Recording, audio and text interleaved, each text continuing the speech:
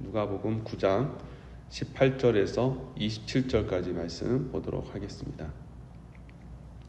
제가 여러분 대신하여서 봉독해 올리겠습니다. 예수께서 따로 기도하실 때에 제자들이 주와 함께 있더니 물어 가라사대 무리가 나를 누구라고 하느냐? 대답하여 가로되 세례 요한이라 하고 더러는 엘리야라 더러는 옛 선지자 중에 하나가 살아났다 하나이다. 예수께서 이르시되 너희는 나를 누구라 하느냐? 베드로가 대답하여 가로되 하나님의 그리스도시니이다 하니 경계하사 이 말을 아무에게도 이르지 말라 명하시고 가라사대 인자가 많은 고난을 받고 장로들과 대제사장들과 서기관들에게 버림바 되어 죽임을 당하고 제3일에 살아나야 하리라 하시고 또 무리에게 이르시되 아무든지 나를 따라오려거든 자기를 부인하고 날마다 제 십자가를 지고 나를 쫓을 것이니라. 누구든지 제 목숨을 구원코자 하면 잃을 것이요 누구든지 나를 위하여 제 목숨을 잃으면 구원하리라. 사람이 만일 온 천하를 얻고도 자기를 잃든지 빼앗기든지 하면 무엇이 유익하리요? 누구든지 나와 내 말을 부끄러워하면 인자도 자기와 아버지와 거룩한 천사들의 영광으로 올 때에 그 사람을 부끄러워하리라. 내가 참으로 너희에게 이르노니 여기 섰는 사람 중에 죽기 전에 하나님의 나라를 볼 자들도 있느니라. 아멘.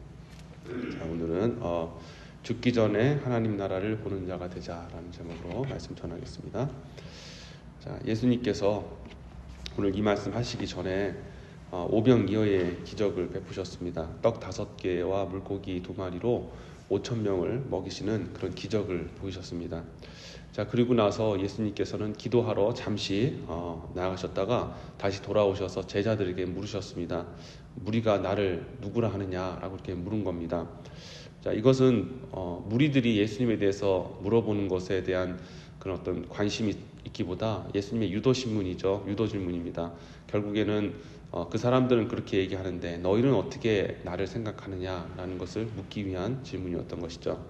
자, 그러자 제자들이 일단은 이제 들은 얘기를 이제 예수님께 전해줍니다. 19절 보시면 자, 뭐라고 했는데 대답하여 가로되 세례 요한이라 하고 더러는 엘리야라 더러는 옛 선지자 중에 하나가 살아났다 하나이다라고 얘기를 합니다. 아마 이 말 할 때 제자들도 굉장히 기쁜 마음으로 했을 것 같습니다. 왜냐하면 자기가 섬기는 그 예수님이 그때는 예수님이 아직도 누군지 잘 모르는 상황이었기 때문에 어떻게 살아난 그런 세례 요한 그리고 엘리야 그리고 선지자 중에 하나가 다시 살아났다 이런 표현을 하면서 우리 예수님이 당신이 정말 선지자급의 정말 기라성 같은 선지자급의 그런 대접을 받고 계십니다. 예, 그렇게 생각을 하는 것이죠. 자, 근데 그거는 뭐 예수님이 원하셨던 답변은 아니지 않습니까? 그래서 이제 결국엔 예수님이 이제 실제로 묻고 싶었던 질문인 그들에게 물어봅니다. 너희는 나를 어떻게 생각하느냐라고 그렇게 얘기를 하죠. 그러자 이제 베드로가 예수께서 이르시되 너희는 나를 누구라 하느냐? 베드로가 대답하여 가로되 하나님의 그리스도시니이다 하니라고 그렇게 대답을 합니다.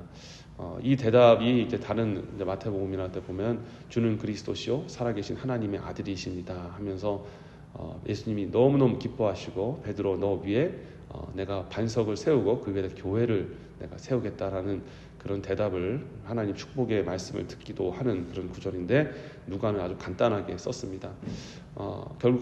결과적으로 보면 결국 이 제자들이 그래도 감사하게 예수님이 의도하신 대로 그렇게 예수님 누구신지를 좀 알아가고 있는 과정이다라는 것을 우리가 알 수가 있는 것이죠. 자, 그래서 우리가 이제 이 본문을 통해서 한 가지 알 수 있는 게 뭐냐면 이 예수님이 이 말씀하셨던 이유가 언제냐면 제가 아까 처음에 말씀드렸다시피 오병이어의 정말 대단한 기적이 있는 그 이후였습니다. 그러니까 기적이 이제 여러 가지 기적을 예수님이 베푸셨는데 각 사람 개인에게 한 것은 그냥 보고 아유 대단하다 그렇게 생각하지 않았어요. 은혜 받은 당사자만 말할 수 없는 그런 어떤 감격과 은혜를 누리지 옆에 있는 사람은 솔직히 그렇게 감동이 되는 건 아닙니다. 저도 예전에 이제 집회 장소에 가서 이제 큰 은혜를 받고 돌아왔는데 성령의 제가 이제 그 임재를 체험하고 이제 첫 성령 체험을 했는데 그때 저는 너무너무 행복했는데 그렇게 저 혼자 행복하고 했지만 은혜를 못 받은 사람들은 그냥 그랬냐는 그런 식으로 이렇게 하고 뭐 수련회 요번에 어땠어 그랬을 때 뭐 별로 그렇게 와닿지 않았어 이렇게 얘기하는 것을 통해서 아무리 은혜 받은 사람이 막 옆에 많이 있다 할지라도 본인이 은혜를 받지 못하면 별로 감동이 없다라는 것을 알 수가 있죠. 근데 제가 왜 이 말씀 드리냐면 이제 예수님이 기적을 행하실 때 많은 사람들이 옆에서 막 병자가 치유되고 귀신 들린 자가 나가니까 야 대단하다라고 하긴 하겠지만 실질적으로 본인이 체험한 게 아니기 때문에 그냥 대단하다라고 끝난 겁니다. 그런데 오병이어의 기적은 틀렸잖아요. 오병이어는 거기 있던 그 5천 명의 사람이 전부 다 경험한 겁니다. 분명히 예수님 손에 붙들리고 사람들 앞에서 예수님이 축사하잖아요. 떡 5개와 물고기 2마리 가지고 하늘을 향해 이렇게 음식을 올려 하나님 앞에 드리시면서 축사하신 후에 기도하시고 이제 강대에 넣고 나눠줬는데 그게 그냥 5천 명이 먹고도 남을 정도로, 그래서 모든 사람들이 다 예수님을 체험한 겁니다.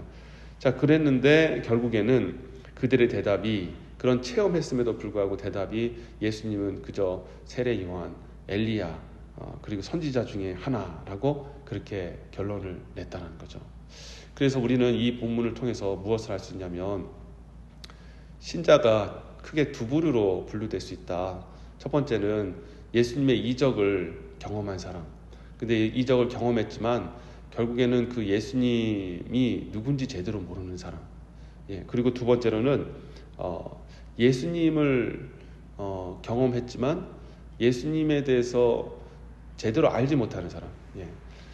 그래서 이 두 부류의 사람이 있는 겁니다. 능력만 바라는 그런 사람이 첫째 부류요. 두 번째는 능력은 체험했지만 그래서 예수님은 알지만 정말 예수님을 제대로 알지 못하는 그런 부류의 사람들이 있다는 것이죠.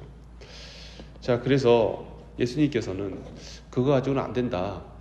능력만 바라고 야 기적을 행하셨다. 야 또 기적 보러 가자 하면서 예수님을 따라가는 사람, 그런 사람도 예수님이 원치 않으시고, 그렇다고 해서 예수님이 엘리야입니다, 예수님이 선지자급입니다 라고 생각하는 사람도 예수님이 실은 원하는 사람이 아닙니다. 그럼 예수님이 정말 원하는 사람이 누구냐? 자, 예수를 주라고 시인하고 고백하는 사람, 베드로 같은 사람을 원하시는 거예요. 예수는 주님이시오, 우리 그리스도시오, 살아계신 하나님이십니다 라고 고백하는 그런 수준까지 올라가길 원하신다는 겁니다. 베드로는 이 고백을 그냥 자기가 생각해서 한 게 아니라 성령께서, 하나님께서 그것을 하게 하신 것이죠. 그러니까 자기도 실은 잘 모르고 한 겁니다.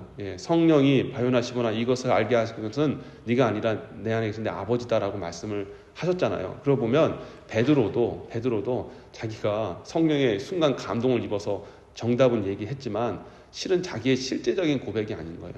예수님이 그럼 어디까지 원하시느냐? 자, 그런 고백 참 너무 좋고 너무나도 정말 기쁜데, 자, 그러고 나서 하시는 말씀이 갑자기 예수님께서 뭐라 말씀하시냐면, 자, 가라사대 22절부터 인자가 많은 고난을 받고 장로들과 대제사장들과 서기관들에게 버림받아 죽임을 당하고 제3일에 살아나야 하리라 하시고, 또 무리에 계신 뒤 아무든지 나를 따라오거든 자기 일을 부인하고 날마다 제 십자가를 지고 나를 쫓을 것입니다. 누구든지 제 목숨을 구원하고자 하면 잃을 것이요 누구든지 나를 위하여 제 목숨을 잃으면 구원하리라 라고 그렇게 예수님 말씀하셨어요. 이 말씀의 의도가 뭐냐면, 너희가 이적을 쫓아서 나를 오는 것도 그것도 올바른 것 아니요, 그리고 나를 엘리야다 그리고 선지자다라고 그렇게 조금 더 신격화해서 그렇게 생각하는 것도 그것도 내가 원하는 답이 아니요, 내가 원하는 사람은 예수님을 나를 주라고 고백하고 살아계신 하나님의 아들이라고 고백하는 사람인데, 그 사람이 어떤 지경까지 나가기를 원하느냐? 자기를 부인하고 날마다 나를 쫓고자 자기 십자가를 메고 오는 것까지 와야 내가 원하는 그런 제자다, 내가 원하는 성도다라고 말씀하고 있는 것이죠. 그래서 우리가 이 신앙생활, 이 말씀, 예수님의 그 말씀을 통해서 우리 신앙생활이 나아갈 3단계가 있다는 것을 알 수가 있습니다. 첫 번째는 예수님의 이적과 기적으로 기뻐하는 단계. 초신자들이죠. 문제 해결받고 또 기도 제목 이루어지고 또 사업 잘 되어지고 자식 건강하고 이런 것들을 바라는, 예수님의 그런 특별한 은혜만 바라는 수준. 두 번째로는 그런 것을 통해서 예수님을 알기는 아는데 뭔가 좀 깊이 정말 예수님과의 그 관계성이 없고 그냥 지식적으로 대단하신 분인 것 같다라고 그렇게 고백하는 그런 단계. 그리고 세 번째 단계는 어떤 단계냐? 예수님을 주로 고백하고 시인하는 단계이지만, 그러나 더 나아가서 자신의 삶이 정말 예수님을 따르는 참 제자의 삶, 자기 십자가를 지고 그리고 정말 기꺼이 예수님을 위해서 삶의 고난을, 자기 십자가의 그 고난을 달게 지러 가는 그런 사람, 그런 어떤 믿음의 수준이 있다는 것을 우리가 알 수 있는 거죠. 예수님께서 원하시는 믿음의 분량은, 그리스도의 장성한 분량은 오늘 이 본문에 나와 있는 것처럼 자기를 부인하고 그리고 십자가를 지고 나를 쫓아가는 것이 바로 예수님께서 원하시는, 성경에 기록된 그리스도의 장성한 분량인 줄 믿습니다. 우리가 그것을 향해서 가야 되는데, 근데 이게 쉬운 게 아니라는 거죠. 결단으로 되는 게 아니지 않습니까? 베드로도 얼마나 많이 자기 결단으로 주님 앞에 사랑한다 고백했고, 절대 배신 안 한다, 그리고 나는 예수님과 함께 죽음의 그 자리까지 따라가겠다. 그럼 이거 고백하는 것도 실은 이게 쉬운 일이 아닙니다. 뭐 다 할 수 있는 거 아닙니까? 여러분, 말로 하는 것도 이게 되게 어려운 일이거든요. 그런데 거기까지 갔지만 결국에는 예수님이 십자가에 달리실 때 다 흩어졌거든요. 그러니까 이게 인간의 그런 결단과 노력으로 되는 게 아니라 성령을 받고 완전히 그런 정말 하나님의 영이 붙들림 받아야 우리가 그렇게 살아갈 수가 있는 것입니다. 성령의 붙들림을 받아야 내 십자가도 베고 자기를 부인하면서 그렇게 기꺼이 고난을 받으면서 예수님과 함께 그 길을 쫓아갈 수 있게 된다는 것이죠. 자, 그런데 그럼 이런 사람들은 도대체 어떤 사람이냐?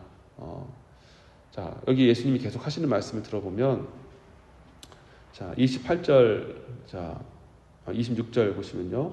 누구든지 나와 내 말을 부끄러워하면 인자도 자기와 아버지와 거룩한 천사들의 영광으로 올 때에 그 사람을 부끄러워하리라. 그러면서 내가 참으로 너에게 이르노니 여기 섰는 사람 중에 죽기 전에 하나님의 나라를 볼 자들도 있느니라 라고 말씀하셨습니다. 자, 이 말이 무슨 말이냐면, 갑자기 너희가 나를 부끄러워하면 인자도 아버지와 거룩한 천사들과 영광으로 올 때 그 사람을 부끄러워할 것이다 라고 얘기를 했지 않습니까? 자, 이 말은 다시 거꾸로 얘기하면 예수님을 부끄러워하지 아니하고 자랑스러워하고 예수님을 정말 사랑하고 정말 그 참 하나님으로 인정하면, 이 땅에서 인정하면 결국 내가 아버지 앞에서 그리고 심판의 날에 너를 인정할 것이다 라고 말씀하시는 겁니다. 그러면 이렇게 인정하는 사람, 예수님 지금 눈에 보이지 아니하시고 또 우리 가운데 영으로 계시지만 지금은, 그러나 다시 오실 것을 기대하고 그가 온 땅을 통치할 것을 기대하며 나가는 그런 사람은 어떤 사람이에요? 땅의 것을 바라보는 사람이 아니라 하늘의 것을 바라보는 사람 아닙니까? 하늘의 것에 지금 눈에 보이진 않지만 그것이 말씀에 기록된 모든 가치들과 또 하나님 그 역사들과 또 하나님의 진리가 그 하늘에서뿐만 아니라 지금 이 자리에서도 적용이 되고 있고 그대로 흘러가고 있다는 것을 강력하게 믿는 하늘에 속한 사람, 이 사람들이 결국에는 자기 십자가를 메고 갈 수가 있는 겁니다. 왜냐하면 땅의 가치를 두고 살아가면은 그 땅의 것만 바라보면 십자가를 메는 것만큼 정말 어리석은 게 없거든요. 자기 십자가를 메고 자기를 부인하며 살아가는 것만큼 정말 무지한 삶이 어디 있습니까? 그렇게 바보 같고 미련한 삶이 어디 있나요? 예. 그렇지만 하늘의 것을 바라보며 비록 나는 여기서는 내가 누리지 못하고 얻지 못한다 할지라도, 그러나 하나님의 그 나라에서 누리고 또 얻고 또 성취할 것을 바라보면서 오늘을 그렇게 하늘나라 백성 같이 사는 사람들이 결국에는 자기 십자가를 메고 자기를 부인하면서 예수님을 쫓아갈 수 있는 그런 사람들이 된다는 것입니다. 자, 그래서 예수님이 뭐라고 축복했냐면 27절 보시면 내가 참으로 너에게 이르노니 여기 섰는 사람 중에 죽기 전에 하나님의 나라를 볼 자들도 있느니라 라고 말씀하셨어요. 이게 무슨 말이냐면, 너희가 죽기 전에 하나님 나라 볼 자다 있다라는 것은 그 하나님의 나라의 임재를 진짜 이렇게 이 문자적으로 해석을 해가지고 이걸 해석을 잘못해가지고 그때 당시 사람들이 예수님 다시 오신다, 물론 그것 때문에 고난을 이기고 견뎌나갔지만 그런 의미라기보다 예수님의 그 현존하시는, 비록 눈에 보이지는 않지만 실제로 임한 그 하나님의 나라를 자기 세상에 자기 삶의 그 곳으로 끌어와서 진짜 하나님 나라 백성과 같이, 비록 육신의 삶을 살아가고 있고 육신의 영역에 살고 있지만 하나님 나라의 그 확신과 그 임재를 체험하는 가운데 하나님 나라 백성과 같이 사는 사람들이 있을 것이다 라고 말씀하는 겁니다. 그러니까 이게 무슨 말이냐면 자기를 부인하고 날마다 제 십자가를 지고 기쁨으로 예수 그리스도를 쫓는 사람들이 그냥 상상만으로 어떻게 그게 가능합니까? 그런 사람이 있을 겁니까? 라고 물었을 때 아니야, 그런 사람 있어. 이 땅에서도 하나님 나라 볼 자들, 비록 육신의 세상을 살지만 하나님 나라를 실존으로 보면서 하나님 나라의 가치와 그 생명을 가지고 기꺼이 나의 십자가를 메고 자기를 부인하면서 따라갈 사람들이 있다니까. 그리고 이 말의 그 깊은 의미 속에는 나는 너희들이, 제자들은 너희들이 그런 삶을 함께 같이 공유하고 누렸으면 좋겠다라고 이렇게 말씀하고 있는 것이죠.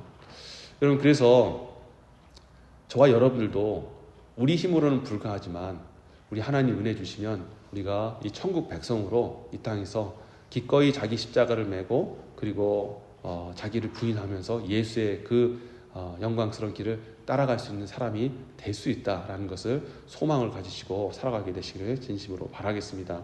그런 사람이 누굽니까? 대표적인 사람이 바로 바울 아니겠습니까? 이 바울이 빌립보서 4장 11절과 12절에 아주 유명한 말을 했죠. 내가 궁핍함으로 말하는 것이 아니라 어떠한 형편이든지 내가 자족하기를 배웠노니 내가 비천에 처할 줄도 알고 풍부에 처할 줄도 알아 모든 일에 배부르며 배고픔과 풍부와 궁핍에도 일체의 비결을 배웠노라 라고 얘기를 하고 있습니다. 전혀 이것을 통해서 우리가 자족한다라는 그 개념에만 너무 이렇게 초점을 두고 있는데 지금 이 상황이 어떤 상황이냐면 육체의 것에 아무 그런 영향을 받지 않는다라는 것을 얘기를 하고 있는 것입니다. 부해져도 그리고 가난해져도 그것 때문에 내 삶이 바뀌고 내 어떤 마음이 변동되어지고 내 감정이 기복이 있고 좌절했다가 기뻤다가 그런 것이 아니라 편하게 그냥 상황은 전혀 나에게 어떤 문제가 되지 않는 그런 사람, 그런 상태가 바로 이 자족의 상태고 사도 바울이 말한 일체의 비결의 상태이죠.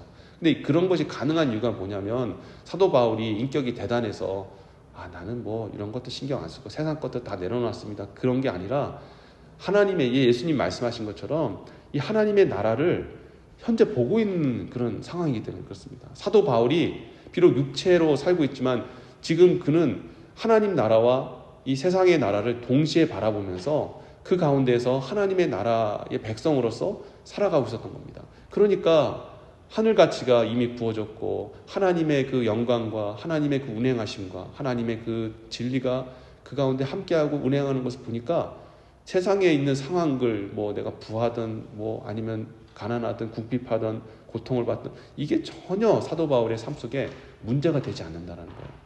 저는 어떻게 보면 이게 바로 우리 그리스도인들이 좀 꿈꾸어야 하는 그런 하나님 나라를 본 자들의 삶이 아닌가라는 생각이 듭니다. 이런 삶을 예수님께서 이게 그냥 꿈만으로 되는 게 아니라 진짜 하나님 나라를 볼 자가 있어라고 우리에게 소망을 주시는 거죠.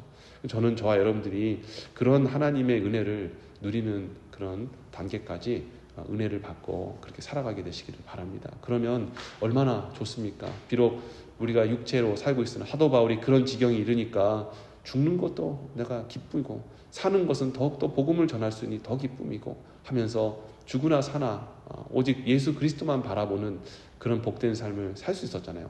어떻게 사도 바울은 그렇지 우리는 상관없어. 그게 아니라 예수님이 할 수 있다라고 말씀을 하고 있는 겁니다. 그래서 오늘도 여러분들이 기도하시면서 주님 저도 그런 은혜를 좀 주시기를 간절히 원합니다. 하나님의 나라를 지금 볼 수 있는 그런 사람이 되어서 그 어떤 것에 매이고 흔들리고 하는 것이 아니라 정말 기꺼이 기쁨으로 정말 감사함으로 즐거움으로 자기를 부인하고 십자가를 쫓아서 정말 예수 그리스도를 왕으로 삼고 그렇게 살아가는 하늘 백성으로 살게 주시옵소서라고 오늘 아침에 기도하시고 간구하시면 하나님께서 불쌍히 여겨주시고 은혜를 베푸셔서 그렇게 살아가게 하실 줄 저는 믿습니다.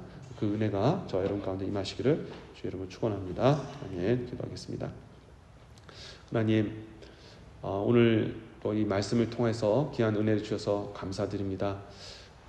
우리가 그냥 예수의 기적을 보고 기뻐하는 그런 무리의 그런 수준에 있는지 아니면 그런 것을 알고 예수님이 참 대단하신 분이시다라고 그 정도 아는 것인지 아니면 예수님을 정말 그리스도시다, 주님이시다라고 그냥 입으로 고백하며 나가는 그런 수준인지, 아니면 정말로 정말 잘기 십자가를 메고 정말 기꺼이 그 고난과 또 역경의 길을 걸어갈 수 있는 사람인지를 생각해 보게 해주시기를 원합니다. 하나님, 우리가 정말 사도 바울과 같이 정말 하나님의 나라를 보면서 살아갈 때 정말 그 어떤 어려움과 위기가 있어도 흔들리지 않고 하나님 기뻐하시는 그런 참 믿음을 가지고 살아갈 수 있는 줄 믿습니다. 우리도 예수님께서 말씀하신 것 같이 정말 자기 십자가를 메고 정말 자기를 부인하며 정말 주님을 따라갈 수 있는 그런, 정말 기쁨으로 따라갈 수 있는 그런 정말 그리스도의 장성한 분량까지 이룰 수 있도록 은혜를 베풀어 주옵소서. 그 주인공이 내가 되게 하여 주시옵소서. 오늘도 성령님 우리를 불쌍히 여주시고 또 우리에게 은혜 베푸시사 정말 하늘의 것을 바라보고 또 확신하고 또 하늘의 것을 쫓아 살아갈 수 있는 우리 모든 성도들이 다 되게 하여 주옵소서. 감사드리옵고 이 모든 말씀 우리 구주 예수 그리스도 이름으로 기도드립니다. 아멘.